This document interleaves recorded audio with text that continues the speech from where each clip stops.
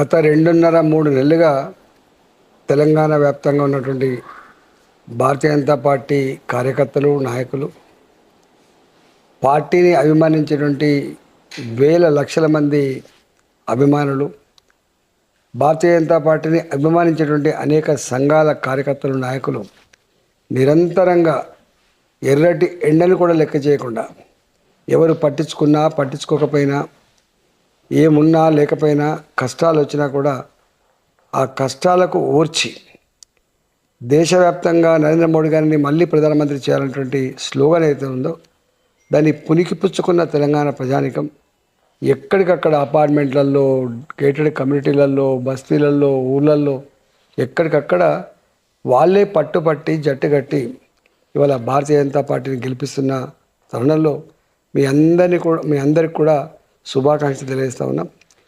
అమిత్ షా గారు తొలి మీటింగ్లో 17 సీట్లలో 12 సీట్లు భారతీయ జనతా పార్టీ గెలిచి తీరుతుందని చెప్పిండు. ఇవాళ తూచా తప్పకుండా ఇవాళ వాతావరణం బట్టి చూస్తే బయట వచ్చేటువంటి సర్వే రిపోర్ట్స్ ఏమో ఒక రకంగా ఉన్నాయి, కానీ ప్రజలు మాట్లాడుకున్నటువంటి భాష, ప్రజలు వ్యక్తం చేస్తున్న అభిప్రాయం ప్రకారం మాత్రం 12 సీట్లు పైబడి భారతీయ జనతా పార్టీ గెలుస్తుందని చెప్తా ఉన్నారు. రేపటి భారతీయ జనతా పార్టీ ఈ రాష్ట్రంలో జెండా ఎగరడానికి పెద్ద సంకేతంగా మేము భావిస్తూ ఉన్నాం. దీనికి అనేక మంది సహకరించారు.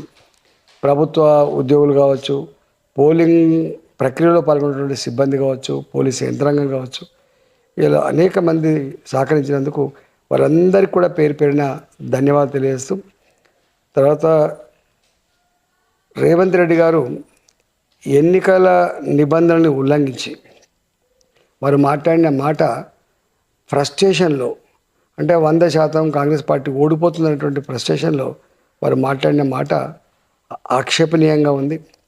నేను అంటున్నా, 2014లో కాంగ్రెస్ పార్టీ మోడీ గారు దేశానికి ప్రధానమంత్రి అయితే దేశం విచ్ఛిన్నమైందని ఏదైతే మాట్లాడినరో ఆ మూర్ఖపు వాదన తప్పని తేలిందో మళ్ళీ అదే అరిగిపోయిన రికార్డుని, అదే పాడిందే పాడరా పాస్పల దాస్ అన్నట్టుగా మళ్ళీ 2024లో కూడా ఆ మాట మాట్లాడేటువంటిది ఆయన అజ్ఞానానికి నిదర్శనంగా భావిస్తూ ఉన్నాం.